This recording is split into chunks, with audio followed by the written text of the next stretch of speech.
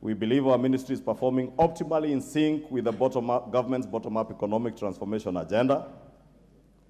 We are also available and open to robust parliamentary oversight within the established official mechanisms, including through the relevant oversight committees of the August House.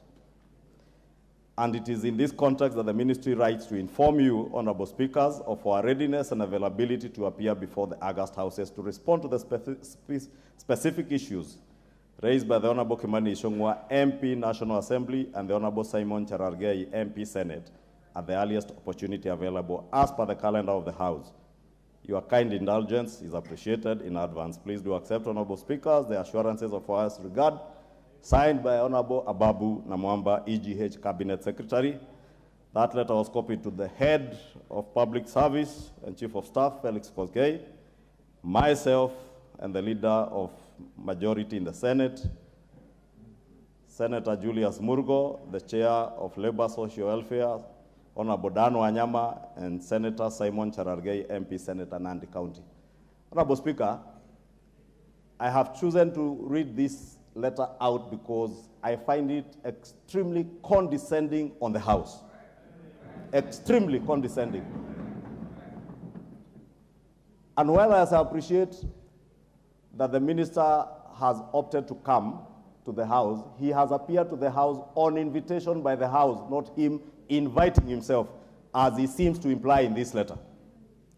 2, Honorable Speaker, even before the minister answers the questions that are before him, we would want him to tell the House which is this hearsay that he alludes to. 2, Honorable Speaker, or 3, the minister says is available for open, robust parliamentary oversight within the established official mechanisms, including through the relevant oversight committees of the House. In my reading and interpretation of that statement, it seems, Honorable Speaker, that the minister is alluding that he is okay to appear before the committees, relevant committees, but he has a problem with being oversighted by plenary. And it must be on record, Honorable Speaker, neither the Leader of Majority nor any member of Parliament is here serving at the whim of any cabinet secretary. We are here as the people's representatives to oversight cabinet secretaries and officers of government in line with our mandate as espoused in Articles 94 to 96 of our Constitution. Therefore, Honorable Speaker, I found this letter rather condescending to the institution of Parliament. And when a minister says that we are raising issues on hearsay, it is only fair, not to the Leader of Majority or to the Honorable Anjiku Muhia who raised that issue and the other members who spoke to it. And Honorable Speaker, I do not care about what Honorable Cherargei may have said or might have said outside Parliament, whether on Twitter or Facebook or anywhere else. But what is transacted within the plenary of this House, we do so rightfully as members of Parliament who oversight government. And Honorable Speaker, for the record, I want to state it to this minister and all ministers. As Leader of Majority, I do not hold brief for any cabinet secretary. I am hired by the people of Kikuyu and the members of the Kenya Kwanza coalition to lead them as a first amongst equals.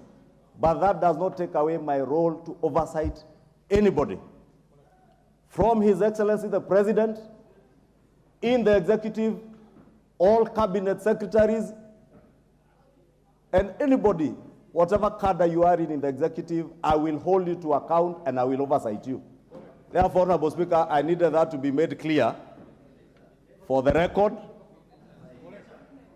for this cabinet secretary and others, because some may be misguided to believe that as Leader of Majority, I am here holding brief for cabinet secretaries when it comes to matters of accountability, I will hold you to account as if I am the leader of minority. I will hold you to account the same way a member of ODM or Wiper would hold you to account, because that is my mandate, Honorable Speaker. But when it comes to advancing and pushing government business and agenda in the House, I will do the same with the same gusto and energy. I will oversight you. Therefore, Honorable Speaker, I wanted it to be clear that as much as I work for the Kenya Kwanza Alliance as the leader of majority and for the people of Kenya, that must never be misconstrued to mean that I will not hold any minister to account.